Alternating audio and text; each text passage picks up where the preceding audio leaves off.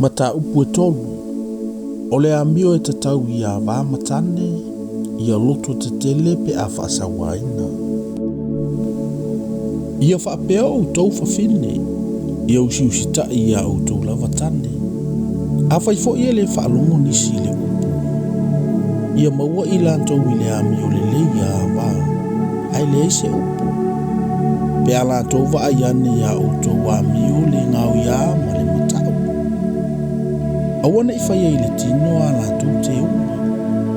O le fili le o le lauru. Ma le teu i auro. Ma le o ofu. A o le tangata lilo o le loto. Ia te ua le i le mea e le pala. O le loto anga malu ma le fili mu. O le mea tau tele lava le luma o le atua. A wasa whapea fuifa fine pa ia na mua o na teu ia i lantou. O e na whaamoe moe i le atua. Na usiusita i lantou ia lantou lava tane. Sa whapea saura o na whaalongo ia a pera amu. Na ia ta ua o ia o le li. Ua whaifo i o tou mana tama. Pe aanga le lei ma le le matau i se mea e tasi e matau ai. Ia whapea o tou tane. Ia nonofo whaatasi ma i lantou ma le poto. Ia awa i le awa. Awa o le ipu ia ua sili o na vai ia te oe. Mona ua tōwhia whaatasi le ola e fōa i fuaina mai. Ne i whaalawe ina o tou tatalu. O le iunga le nei.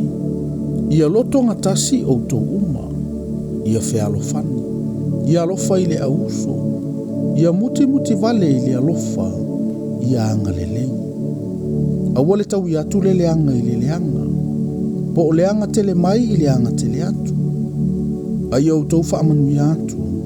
Ina ua i loa le mea le nei na wala awina ai au tau. Ina ia maua e au tau le manuia. Awa o le fia manao i le ola. Ma ia i loa anso le lei.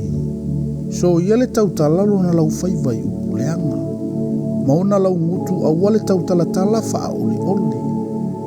Ia alo ese i le leanga. A ia whai mea le lei. Ia sa ili i le file mu. Ma tau sisi i ai. Awa o fofonga o le li o lo whaasanga i ea mi o tonu. E li liu mai fo i ona talinga i a lantou whaatonga. A o fofonga o le li. O lo whaasanga ma le toa saa. I e whai a mi o leanga. O ai fo i na te anga leanga i a te outou. Pe a whai tau te whao a oi lo le lei. Ai a whai a tinga ina outou o no le ami o tonu. A muia outou. Aua fo i tau te whewhewhe i lo lantou wha matau mai. Aua fo i le atu vale. A ia pa ia le ali i le atua i o outou loto. Ia saunia pe lava outou e tali antu ma le anga malu.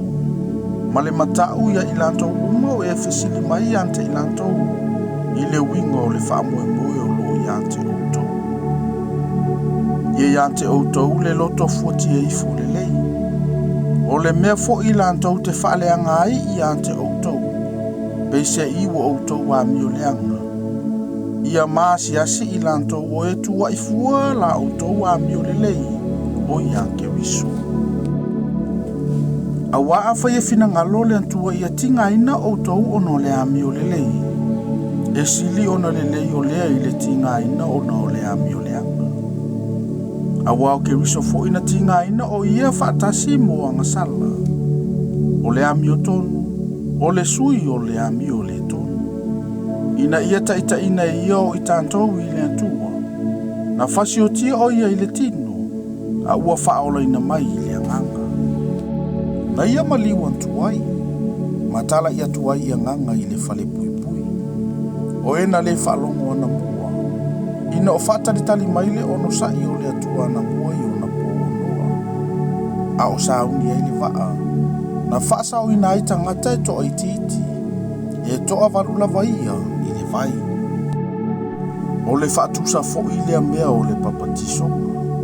O lo whaola mai ai nei a i tātou. E le o le whaati ai se ina o le ele o le tino. A o le tali le loto fuoti e fo lei i le antua. I le toi tu mai o Yesu Keriso. O iolo o i le tu tau mantau o le antua. Ina wafio ai o ia i le langi. Ua to i lalo i ante ia o angel. Ma fai pule. A toa mai e malolosi.